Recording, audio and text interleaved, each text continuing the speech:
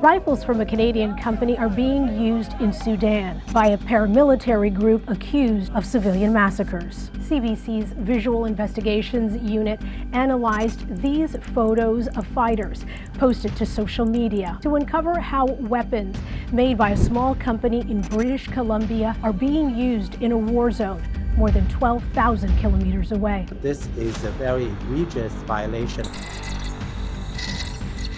Sudan's civil war is being fought between two rival factions, the Sudanese Armed Forces and the Rapid Support Forces, or RSF. So the Rapid Support Forces actually began as what many people know them as the Janjaweed. They have been unleashing wide scales of violence throughout the country. By geolocating images and identifying insignia and camouflage, we verified at least 9 photos showing RSF fighters using rifles with the logo of Sterling Cross Defense Systems, a BC company that you've probably never heard of.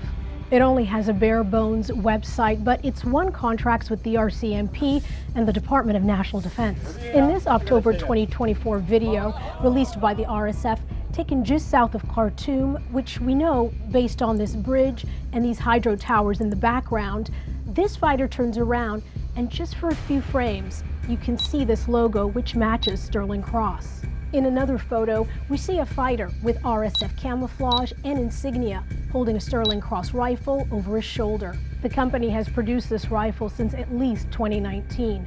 In this image from Instagram, you can see dozens of them with the caption, "Final inspection before delivery."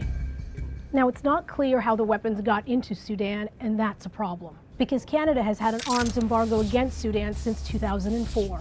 We export multi-million dollars worth of equipment to the UAE, and the UAE has been facing allegations of supplying the RSF. For example, armored vehicles from the Canadian company Straight, which has a factory in the United Arab Emirates, have been spotted in Sudan for years, although the UAE denies sending equipment to the RSF. We shared our findings with Sterling Cross. In a statement, they said, "I can assure you that Sterling Cross's policies align with that of Global Affairs Canada." The first thing that they should do, Global Affairs and the Canadian government in general, should investigate these arms to verify if indeed they did come from this Canadian company.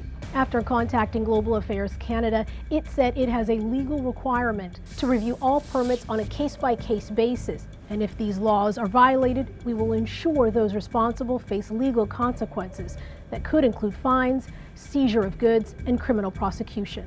Canada should be doing better. Canada is one of the least transparent countries on where the weapons eventually end up. If you've got a tip you'd like us to investigate, email vi@cbc.ca.